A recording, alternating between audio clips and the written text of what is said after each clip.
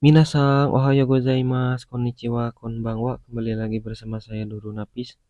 Di video kali ini ada sedikit yang berbeda guys. Jadi kalau sebelum-sebelumnya itu bahas tentang alur proses kerja ke Jepang, tentang vlog di Jepang dan yang lain sebagainya.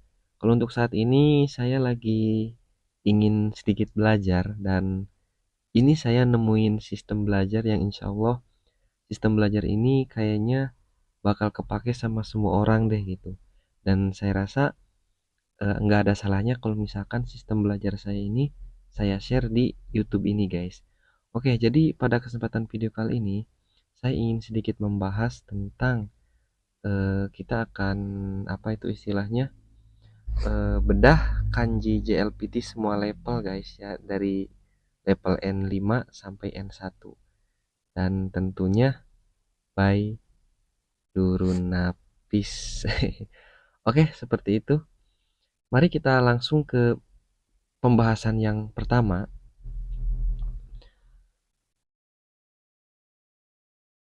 Di kanji pertama ini kita akan ada kanji utama guys, ataupun kanji yang sering kita temui yaitu kanji Hong.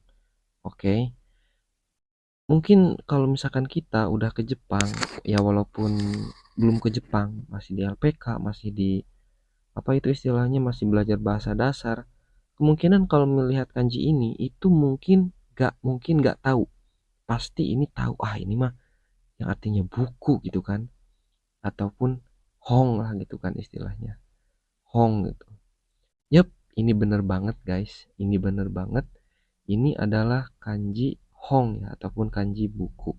Tapi di sini akan sedikit lebih intens kita ya belajarnya. Jadi kita akan sedikit mempelajari tentang onyomi dan kunyomi atau ya dibalik terserah ya kunyomi dulu atau onyomi dulu misalkan. Oke, untuk onyominya ini dibaca Hong ya dasarnya. Dan kunyominya ini dibaca moto. Akan tetapi perlu di note guys, ini kanji ini tuh hampir tidak ada. Artinya hampir tidak dibaca moto seperti itu. Oke.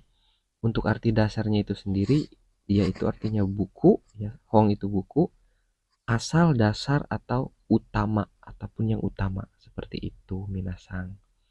Oke, kita lanjut sekarang masuk ke level dasar yaitu level N5 guys. Nah, oke langsung saya bacakan aja ya. Langsung saya bacakan aja. Nomor 1, Hong ataupun artinya buku. Kono hong wa totemo omoshiroi desu. Buku ini sangat menarik. Oke, ini masih gampang, masih level N5 lah. Nomor 2. Nah, ini bisa dibaca Nihong, bisa juga dibaca Nippon. Artinya sama-sama Jepang, guys. Artinya itu sama-sama Jepang ataupun negara Jepang lah seperti itu ya intinya. Jadi Jepang ataupun Nihong ataupun Nippon bisa dua-duanya. Nah, kapan Nihong itu dibaca dan kapan Nippon itu dibaca? Biasanya kalau Nippon ini Nippon ada ininya ya. Nippon itu biasanya ketika satu ada di CI ataupun apa itu namanya? Kayak CI tahu kan CI ataupun apa itu pertandingan lah. Tuh, yang kedua itu ada di berita biasanya. Berita ataupun news gitu kan. Jadi kapan kita harus menggunakan Nihong atau Nippon? Ya kalau kita bukan masuk berita ataupun di CI, ya pakai Nihong lah yang biasa-biasa aja gitu. Oke, contohnya itu, ini kalian kelihatan gak guys? Duh mohon maaf, kelihatan gak tulisannya? Mudah-mudahan kelihatan ya. Mudah-mudahan kelihatan. Jadi saya ini ngeditnya di HP guys. Jadi saya sedikit kesulitan sebenarnya, tapi saya pengen bikin buat konten YouTube ya, semoga bermanfaat lah ya. Watashi wa Nihon ni sundeimasu. Nah, ini jelas sering banget kita dengar kan. Watashi wa Nihon ni sundeimasu. Saya tinggal di Jepang seperti itu. Yang ketiga ada honto yang artinya benar atau sungguh. Sorewa honto desu ka? Artinya apakah itu benar? Nah, kalau misalkan kita di level N5 itu cuman bisa apa namanya ngomong doang kayak honto desu ka, honto ni gitu kan. Sekarang inget-inget ada kanjinya guys. Ada kanjinya. Itu kanjinya ini.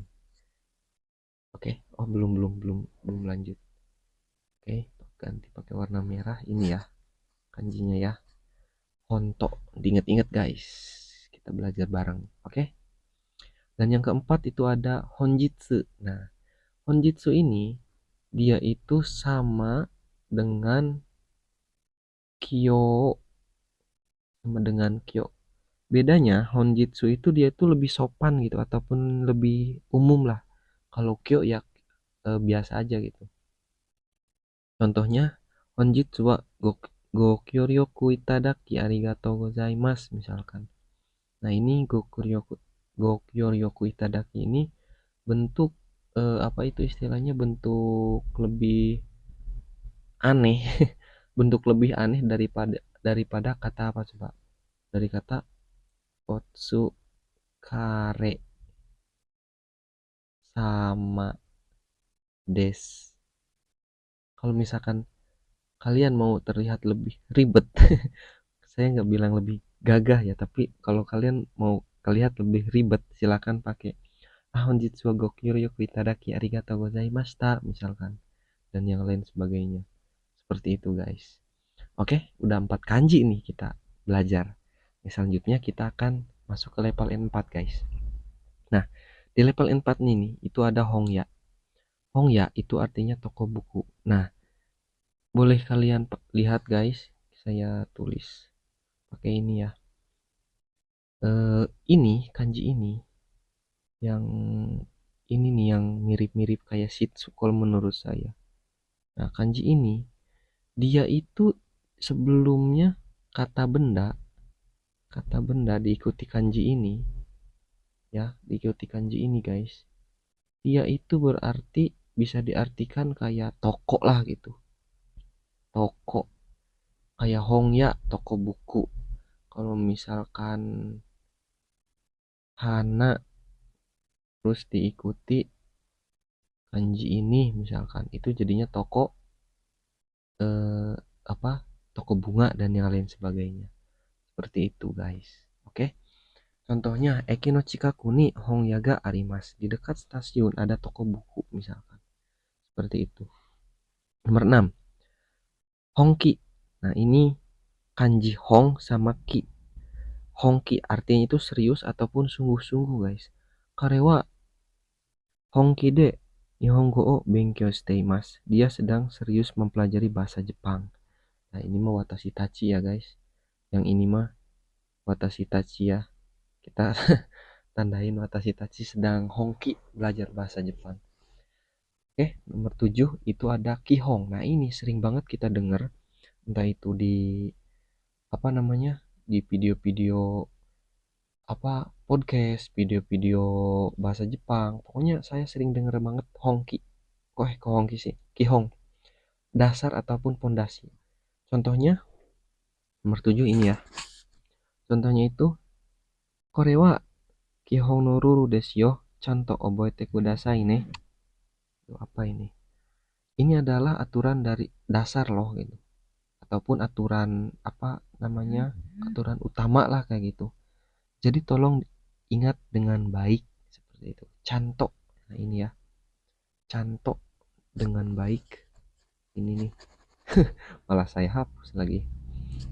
Cantok dengan baik ataupun dengan benar gitu. Oke, kita lanjut ke level yang selanjutnya.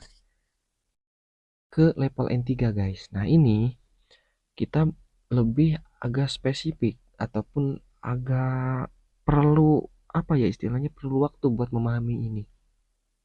Contohnya ada yang namanya Kihong Tekini.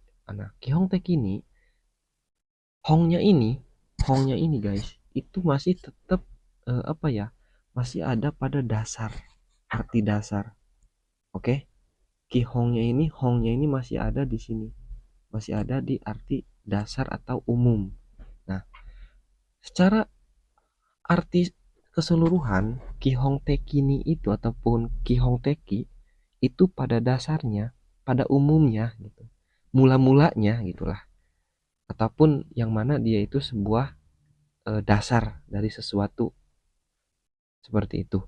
Contohnya Ki Hong Teki ini Sumatsu wa Yasumi desu. Pada dasarnya akhir pekan itu libur gitu. Nah, Ki Hong Teki ini saya kasih tanda ini ya. Saya kasih tanda apa itu istilahnya ungu di sini guys. Jadi biar lebih fokus ke sini gitu. Ke dalam kotobanya. Lanjut ke nomor 9 ada Honkaku Teki. Honkaku Teki artinya serius atau sungguh-sungguh. Bisa juga diartikan sebagai profesional ya guys. Contohnya Karewa Honkaku Teki ni Ryo o Manabimas ataupun Manabi Hajimeta. Dia mulai belajar memasak secara serius seperti itu ataupun secara profesional. Nomor 10 ada Honshitsu. Nah, ini bukan yang kayak sebelumnya guys. Komen. Ini bukan yang kayak sebelumnya ya. Bukan Honjitsu yang ini nih. Nah, bukan Honjitsu yang ini. Dia itu bukan Honjitsu. Ingat-ingat, tapi dia itu Honshitsu. Kita ulangi. Honshitsu. Nah, kita kasih warna hijau deh. Honshitsu. Nah, seperti itu. Konomondai no Honshitsu o rikai suru noga hitsuyoi desu. Oh, artinya belum ya. Artinya itu inti, esensi, ataupun hal yang sesungguhnya, ataupun dasar muasal itu asal muasal lah seperti itu. Artinya itu perlu memahami inti permasalahan tersebut. Gitu. Konomondai no honshitsu o rikai suru noga hitsuyoi desu kayak gitu. Gampang ya ini kanjinya aja yang level N3. Kalau untuk kosakatanya ataupun untuk pola kalimatnya saya buat itu menggunakan kosakata dasar banget ataupun masih ya N3 tapi banyak yang N4-nya lah seperti itu. Oke, kita lanjut ke yang selanjutnya yaitu level N2 guys. Nah, ini saya nggak terlalu banyak untuk untuk ngambil contoh yang N2 cuman dua contoh aja. Di sini ada Hongsha guys, ada Hongsha, ada juga Hongnin. Artinya gampang banget. Artinya itu Hongsha itu kantor pusat, sedangkan Hongnin itu adalah orangnya gitu ataupun orang yang bersangkutan. Oke, kita masuk ke contoh. Hongsha itu adalah kantor utama lah gitu, bisa diartikan kantor utama ataupun kantor pusat gitu. Kalau Indomaret mah gambarannya DC-nya lah kayak gitu. Ya DC-nya ataupun kalau Alfamaret, Indomaret gitu kan itu kan masih toko dikit gitu kan, toko kecil. Nah, sedangkan DC itu yang gedenya gitu di kantor pusatnya. Oke, untuk contohnya itu sendiri misalkan ware-ware. Nah, ini kanji ware-ware ya minasang. Ware-ware. Nah, ini ware-ware no atarashi honsha wa Tokyo ni arimasu. Kantor pusat baru kami ada di Tokyo. Seperti itu. Oke, lalu yang nomor 12 itu Honin, yaitu orangnya. Sonoken wa gohonin ni chokusetsu kakunin shite kudasai. Nah, tolong konfirmasi hal itu langsung kepada orang yang bersangkutan. Eto keng desu ne, kanji keng ini guys. Kanji keng ini itu tuh dia itu kalau saya nginget-ngingetnya itu sama kayak koto gitu. Ataupun artinya itu hal ataupun perihal juga bisa. Sini aja ya tulisannya. Apa ini? Perihal seperti itu. Kanji keng. Kanji yang ini ya. Kanji yang setelah kata tunjuk sono. Nah, yang ini nih. Kita tandain yang ini guys. Seperti itu. Oke, kita lanjut ke level yang selanjutnya yaitu level N1.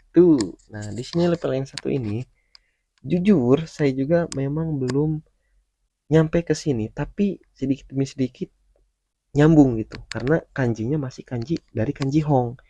Oke. Untuk yang pertama ini, untuk yang pertama ini ada Hongrai, yaitu sebenarnya atau pada dasarnya. Nah, ujung-ujungnya kanji Hong ini yang tadi saya bahas di awal itu Hong ini itu kebanyakan artinya itu kan dasar ataupun utama gitu kan. Utama, nggak keluar dari situ. Tadi kanji moto itu yang secara kunyomi, moto itu hampir tidak ada kan. Dari tadi nggak keluar. Mungkin kalau misalkan kalian tahu ataupun kalian pernah baca kanji Hong tadi dengan dibaca moto, silakan komen di kolom komentar. Itu kanji apa guys? Oke, seperti itu. Dan ini contohnya Hongrai no mokuteki o wasurenai de kudasai.